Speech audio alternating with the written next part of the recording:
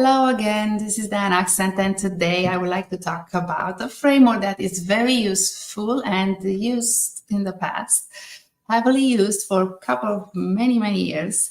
And I would like to address it because if you think about it, it's probably, I was wondering if this is still going to be relevant. And my answer to that, simple answer to that would be like, yes, it's still relevant.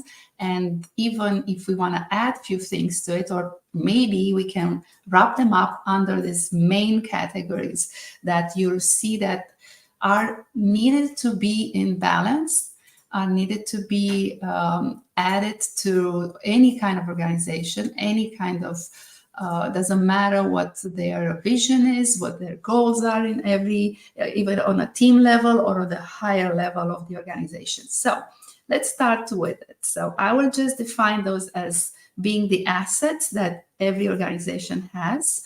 And those are their people, processes, and technology. It's very simple. Now, when the magic happens is when you intersect all of those and you're looking for keeping them in balance. Don't add too much attention to one and forget about the other two. So if you like, you can get the analogy of a three-legged stool. So if you have a stool, you need those three legs. And to me, those are very important three legs that I will define them and use them.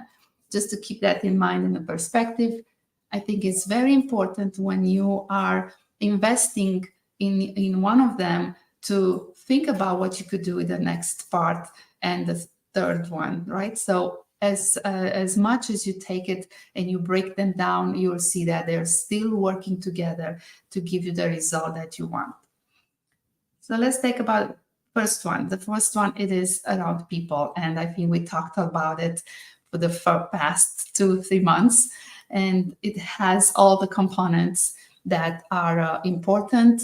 And maybe the main part on that one would be how can you look at the skills and the capabilities and the motivation that any individual that you put into an organization.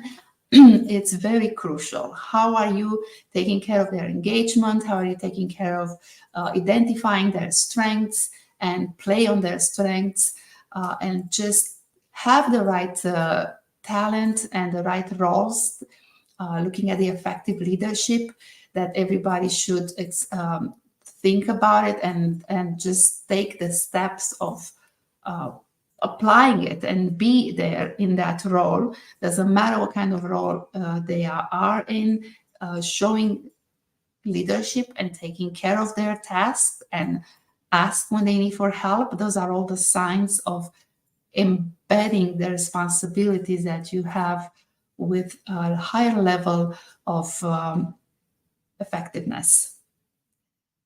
I was also look at the way that positive organizational culture exists and promotes the collaboration, promotes the innovation, the transparency on ideas, and bringing people together more often than not, so they can just get a pulse, get an like your companies are paying a lot of attention on their clients. What do the clients need?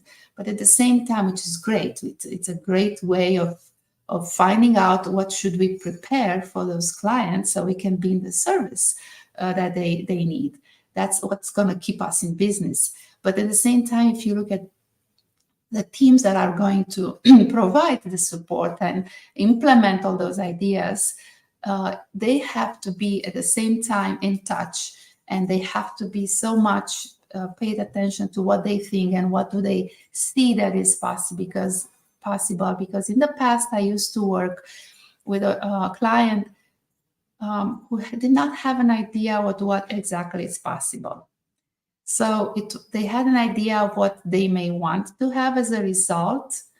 But when I show them and I walk them through possibilities, which, by the way, we are living in a life of infinite possibilities. So you could just go in so many ways, create so many things together. And when you get the client along with you and you show them, they will be the one who are going to put a finger exactly on the place that they say, this is going to be amazing. I never thought about it, but now I see that how this could be useful.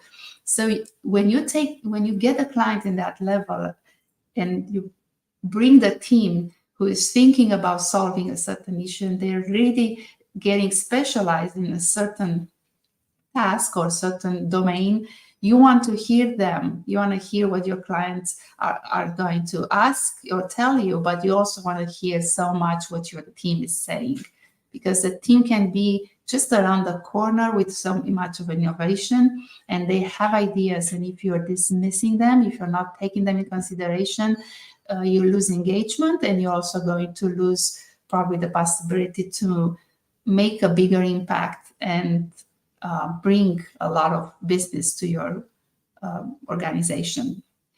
So let's move towards the processes. This is also tied. So when I go in an organization, I always advise that it's best to start with people and spend as much time as you need there, because if you have, that's the main ingredient, it will be probably the flour in a cake. So if you want to bake a cake, you can use the flour, okay? Otherwise, everything is kind of going away.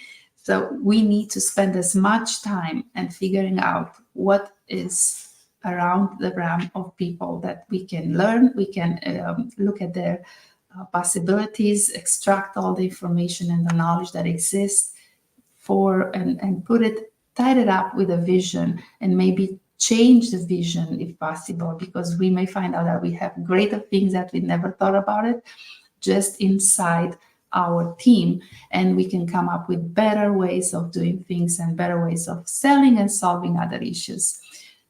So after we do that, the second major thing that we need to focus on are the processes. And of course, some organizations, we have policies and other things, everything that goes along with that. But I would call it processes, because those are the things that are going to make sense for your team to help them be effective. So I'm going to give you an example of what happens when you have a process that is so troublesome and it's not updated, or it's, why do I still need to do this X when we are now in times where we could probably so much cut through so many steps and go straight to another phase in where we are in the process, and that's very important. If you pay attention, are the processes aligned right now with what the people are actually doing, and what they are going to, in your team,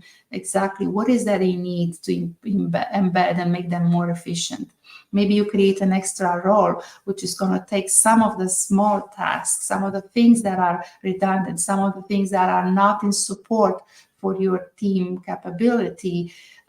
It's using the capability that your team has and is dragging down the innovation or the things that people can be actually doing much better, the use of their time. So you could create a role that actually goes around and picks up some of the stuff that can be done probably by an intern or by someone who is just at the beginning of their career. And in that way, you can provide that role with a perspective of what's going on. And also you leave the seniority and you leave those other people, give them the time back to do certain things in a better way and utilize their brain the best way that they can for the organization to become a bigger asset, a more important asset.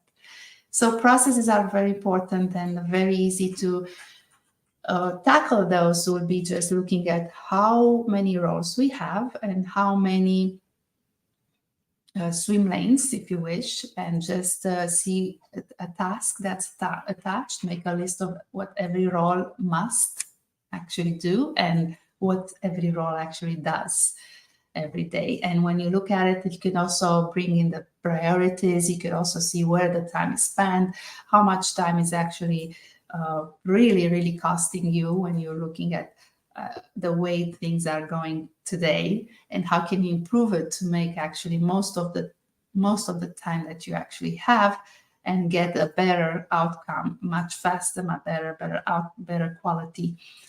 it's very important. You want to spend this time an equal amount and just go back to the people and keep those two in balance. And then you're going to add a third one, which is the technology. The technology is more of an enabler. How can we make things even better by employing the technology? Now, technology can also be something that if it's not in sync with what people really need, and what you have as aligned with the process, can become so much of a trouble. And it can actually also lower the motivation, and you will not know what's happening, because just the IT perspective of what's possible, you know how everybody learns a new code or a new language or anything, and they want to utilize it so much. They want to specialize in certain things. So there is a tendency there to solve the problem with the same tool that you are currently so much into it. And keep that perspective in mind, because you don't want that. You want to actually find out what's the best tool for what your process and your people really need in order to deliver what exactly it's your what are your goals in the fastest, better way, and the most efficient and effective way. There's a difference here between the two, and I hope you get a sense to see what I mean. Now, looking at how you mix all those three major components, it's going to be important, because if you're just losing track of one, if something gets outdated and you're not updating some of the processes, you're creating frustration, and it's going to be felt very easily. And think about it when you grow, and when this is a very important aspect that you want to keep in mind for when you're ready to scale, because you can't scale if you're not looking at that those all three perspectives, and if you don't embedding all of the new processes and you're updating it just as you grow, and not only when you found yourself to be at 100 employees, or your team grows from 2 to 10. It's going to be a little bit too late, and you're going to feel that you're going through the struggles. You're not going to have time to deliver what you have to do, because you want to document, you want to share things, you want to come back and brainstorm what's the best way. So the more you do this part of your daily activities weekly, let's say at most, the better it's going to be for you to when you're growing, and when I hope everybody wants to grow their and scale what they're doing and their impact.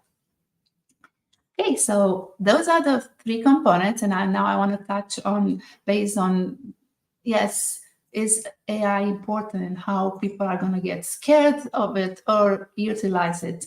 And I would say that it's very important to become very friendly with this, because it will help us. It will help us if we know how to use it, obviously, and it will help us if we want to make use of quicker computation. So it will be nothing different than you going back to when you could take the time to make an addition of two huge numbers, or a multiplication of those two 5-digit numbers, right? It's going to take you a while to do it by hand in your head, and just take one by one, and you know the rules, and you're going to eventually get to the result.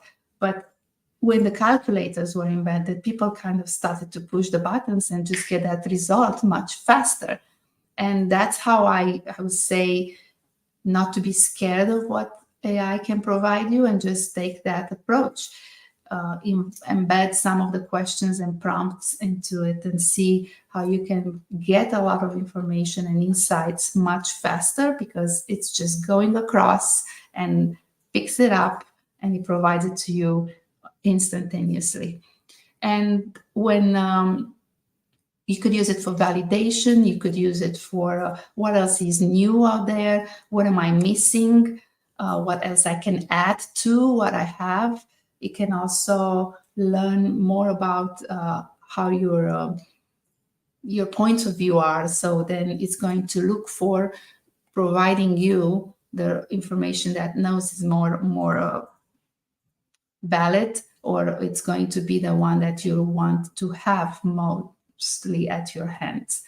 So don't get scared about that. Just utilize it like you had when you just got a new calculator and you're thinking, I would say not depend so much as to say I'm not going to use my brain anymore or not think about certain things, because the broader the perspective is that you're getting on something, the better the decisions are. So you want to, and you cannot just depend on what one point of view is going to provide you, right? So you're not doing that usually.